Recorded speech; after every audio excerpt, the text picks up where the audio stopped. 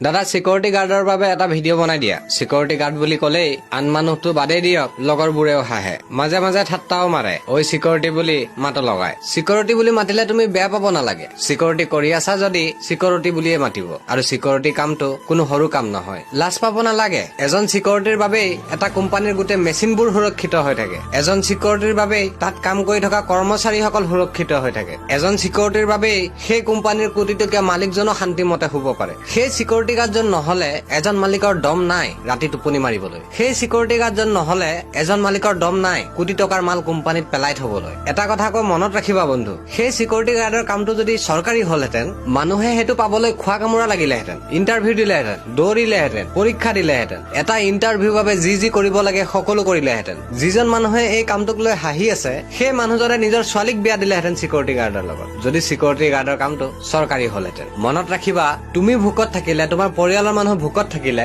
সিহঁতি খুৱাব নাহে। তোমাৰ মা দেউতাৰ, তোমাৰ পৰিয়ালৰ মানুহৰ যদি বেমাৰ আজাৰ হয়, সিহঁতি চাবলৈ নাহে, সিহঁতি চিকিৎসাৰ পইচা নিদিয়ে। তোমাৰ ভোক লাগিলে তুমি নিজে খাব লাগিব। তোমাৰ পৰিয়ালৰ মানুহৰ বেমাৰ হলে তুমি নিজে চাব লাগিব। সেইবোৰ কাম যদি তুমি নিজে কৰা, তেতিয়াহলে আনৰ কথা শুনি নিজৰ কামটোক কিয় বেয়া বুলি ভাবিছা? মনত ৰাখিবা, সেইটো কাম কৰি তুমি খাই আছা, সেইটো কামে তোমাৰ পৰিয়াল পোহপালন দি আছে। যিটো কামে তোমাক খুৱাই আছে, যিটো কামে তোমাৰ পৰিয়ালক খুৱাই আছে, সেইটো কাম কেতিয়াও বেয়া হব নোৱাৰে। মনত ৰাখিবা। ভিডিঅ'টো ভাল লাগিলে এটা লাইক, এটা কমেন্ট কৰি থৈ যাবা। ধন্যবাদ।